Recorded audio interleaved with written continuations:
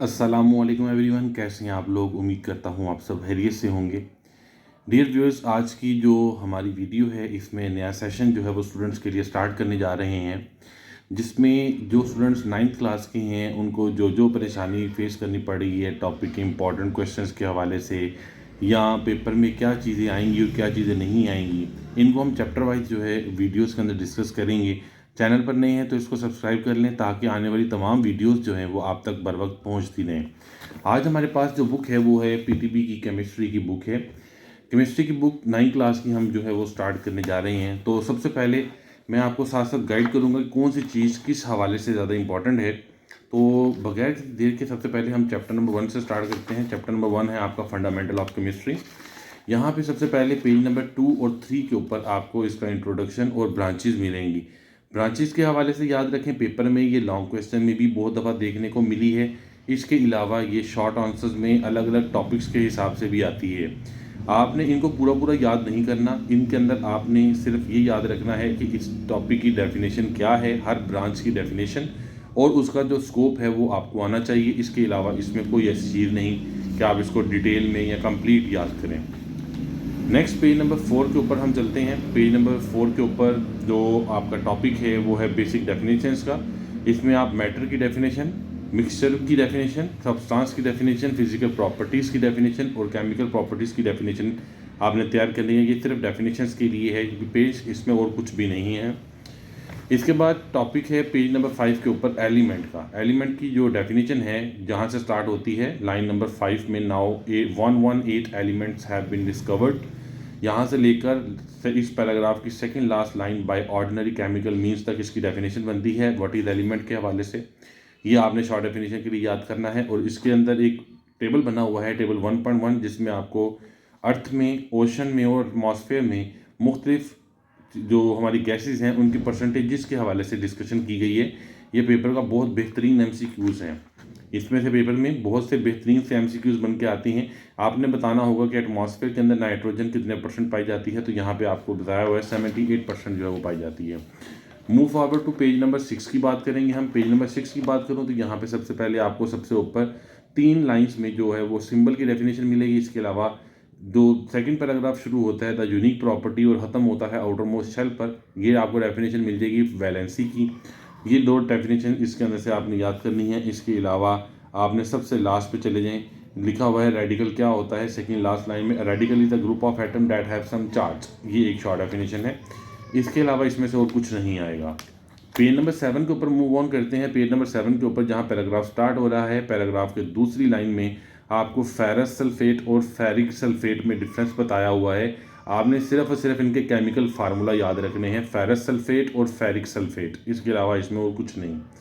उसके बाद कंपाउंड है, मोस्ट इंपॉर्टेंट टॉपिक है आपका, बहुत हॉट टॉपिक होता है ये, पेपर में लॉन्ग और शॉर्ट दोनों में देखने को मिल सकता है। कंपाउंड की यहाँ से आप डेफिनेशन लेंगे और इसमें एग्जांपल याद रखना बहुत ज़्यादा ज़रूरी है। आपने इसकी 2 एग्जांपल्स हैं, दोनों एग्जांपल्स को अच्छी तरह याद रखना है। एक पानी वाली है, एक कार्बन डाइऑक्साइड वाली है, क्योंकि पेपर में कभी कभी नाम के हवाले से भी देता है कि कौन सी डेफिनेशन उसको दरकार है।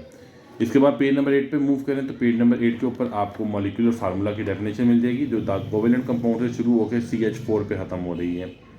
टेबल 1.3 है आपके पास। 1.3 टेबल आपने कंप्लीट जो है वो याद करना है। आपको कंपाउंड का नाम भी आना चाहिए और उसका केमिकल फार्मूला भी ज़ुबानी आना चाहिए। दोनों चीज़ सूरतें में आपको पेपर में सवाल आ सकता है कि वॉशिंग सोडा का फार्मूला लिख दें या ये लिखा होगा NaCl को क्या नाम दिया गया है, तो वो भी आपको बताना पड़ेगा। उसके बाद इसी पेज के ऊपर मिक्सचर की डेफिनेशन है, होमोजीनियस और हेटेरोजीनियस टाइप्स हैं, वो भी आपने करनी है। नेक्स्ट पेज पर मूव करें तो पेज नंबर 9 जो है, पेज नंबर 9 के ऊपर आपको एयर, सॉइल और मिल्क और ब्रास के बारे में बताया गया है। इसको आपने ज़रूर नज़र लगानी है क्योंकि ये बहुत दफ़ा पेपर में MCQ के तौर पे देखा गया है। नेक्स्ट आपका टेबल है 1.4, द मोस्ट इंपॉर्टेंट टॉपिक है आपका ये वाला, कंपाउंड और मिक्सचर का डिफ्रेंशिएट, जो कि पेपर में अब तक इस चैप्टर में से सबसे ज़्यादा आने वाला सवाल है।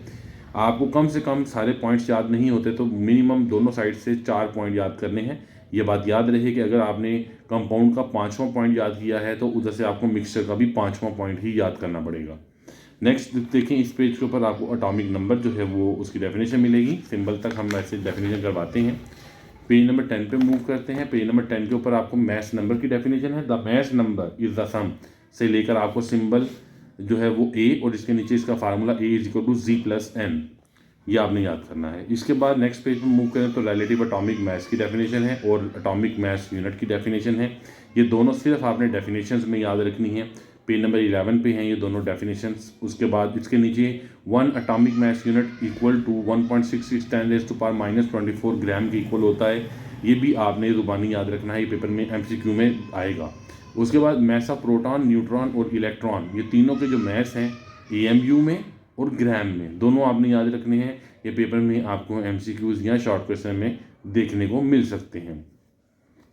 इस पेज के ऊपर एक नेक्स्ट टॉपिक जो स्टार्ट होता है how to write a chemical formula, वो आजकल का ट्रेंडिंग क्वेश्चन बन चुका हुआ है और ये पेपर में बारहा दफ़ा लॉन्ग क्वेश्चन में देखने को मिला है। शॉर्ट आंसर से इसका कोई लेना देना नहीं होता, ये हमेशा लॉन्ग क्वेश्चन के लिए आता है। तो इतनी अच्छी तरह इसको याद कर लें कि ब्रांचेस के बाद कंपाउंड और मिक्सचर है, कंपाउंड और मिक्सचर के बाद अगर कोई लॉन्ग बन रहा है तो वो आपका how to write a chemical formula होगा। ये टॉपिक आपने पूरा लॉन्ग के लिए करना है। पेज नंबर 12 पे एक एम्पिरिकल फार्मूला है, उसकी डेफिनेशन और उसके नीचे सेकंड पैराग्राफ लिखा हुआ है द कोवेलेंट कंपाउंड सिलिका से लेकर CH2O तक आपने इसको याद रखना है, क्योंकि ये एग्जाम्पल पेपर में अक्सर देखने को मिली है और ख़ास तौर पे ये क्या नाम है ग्लूकोज की जो एग्जाम्पल है ये पेपर में काफ़ी दफ़ा आई है कि इसकी रेशो क्या होती है। इसके बाद आपको नेक्स्ट डेफिनेशन इसी पेज के ऊपर फार्मूला यूनिट की मिल जाएगी, वो सिर्फ आपने डेफिनेशन करनी है, 2 लाइनों की डेफिनेशन है।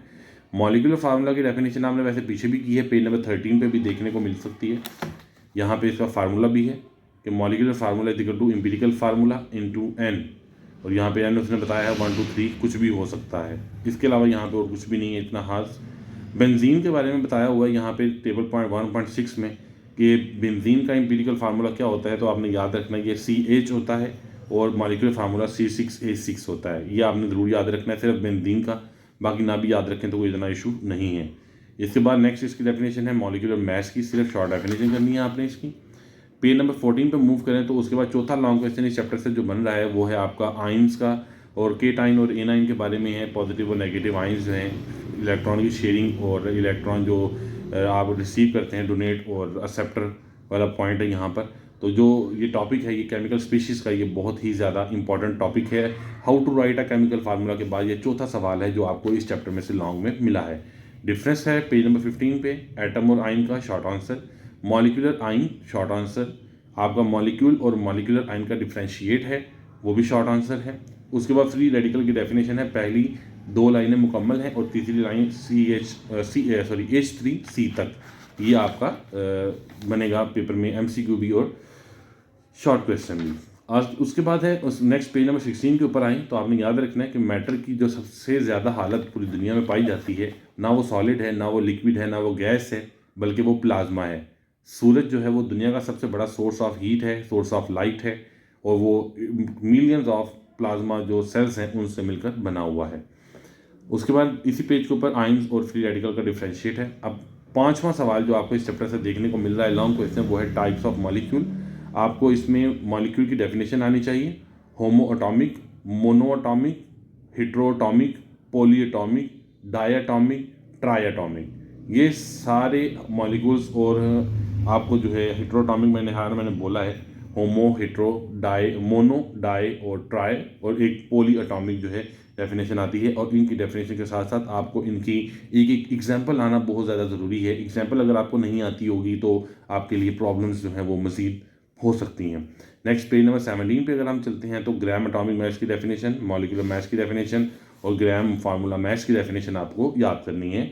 इसके बाद नेक्स्ट पेज पे इसी पेज के नीचे है एवोगैड्रो नंबर। ये टॉपिक बहुत ज़्यादा इंपॉर्टेंट है जो कि शुरू होता है पिछले पेज से और 18 पेज पे ख़त्म होता है, जहाँ पे 3 पॉइंट्स लिखे हुए हैं और एंड पे हम मोल ऑफ सोडियम क्लोराइड, यहाँ तक अगर आप लिख लेंगे तो बात कन्वे हो जाती है। इसके बाद इसी पेज पे सबसे नीचे मोल की डेफिनेशन है, सबसे नीचे मोल की डेफिनेशन लिखी हुई है, उसको आप याद करेंगे। और पेज नंबर 19 पे कुछ इतना खास नहीं है आपके लिए। पेज नंबर 20 और 21 के ऊपर आपको कुछ फार्मूलाज लिखे हुए हैं, ये आपको एग्जाम्पल 1.4 और 1.5 जो है वो कैलकुलेट करके रखनी है। पेपर में ये भी आ सकती है और कोई और भी आ सकती है, ज़्यादा चांस यही होता है ये नहीं आती कोई और आ जाती है, तो नंबर ऑफ़ स्टूडेंट्स जो होते हैं वो इसको स्किप कर देते हैं। तो इस तरह से अगर हम देखें तो पेपर में आपके लिए ये सब बहुत ही ज़्यादा इंपॉर्टेंट चीज़ें मैंने आपको साथ डिस्कस की हैं। अभी वीडियो ख़त्म नहीं हुई, पेज नंबर 25 पे हम मूव ऑन करेंगे। 24 और 25 पे आपने इसके MCQ ज़रूर याद करने हैं। अगर आपके पास MCQ के निशान नहीं हैं तो आप मुझे कमेंट बॉक्स में मैसेज करें, मैं इंशाल्लाह आपको एमसीक्यूज़ के निशान भी जो है वो डिलीवर करूँगा। शॉर्ट क्वेश्चन की तरफ आते हैं पेज नंबर 25 पे। जो शॉर्ट क्वेश्चन यहाँ बने हुए हैं वो कौन कौन से बहुत ज़्यादा इंपॉर्टेंट हैं, निशान लगाएं। क्वेश्चन नंबर 1 पेज नंबर 25 पे 2, 3, 4, 5, 6, उसके बाद 9 एंड 10 एंड 12, ये शॉर्ट आंसर्स हैं जो कि इंतहाई ज़्यादा इंपॉर्टेंट हैं। और लॉन्ग कौन कौन से इंपॉर्टेंट हैं वो मैं ऑलरेडी बता चुका हूँ आपको। इसके बाद नेक्स्ट पेज 26 पे मूव करें। क्वेश्चन नंबर 15, 16 और 17 और 18, ये क्वेश्चंस जो है वो इंपॉर्टेंट हैं। तो इस तरह से मैंने आपको तमाम तर डिटेल जो है वो इसकी बता दी है कि कौन कौन से क्वेश्चंस जो हैं वो आपके लिए बहुत ज़्यादा इंपॉर्टेंट हैं। डियर स्टूडेंट्स, इन क्वेश्चंस को आपने अच्छी तरह से तैयार करना है, जो लॉन्ग और शॉर्ट मैंने आपसे डिस्कस किए हैं इस चैप्टर के। मज़ीद वीडियोस और अपडेट्स के लिए आप इस चैनल को सब्सक्राइब करके रखें, दोस्तों के साथ इसको ज़रूर शेयर करें ताकि किसी का भी जो फ़ायदा है वो हो जाए बगैर किसी इवज़ के।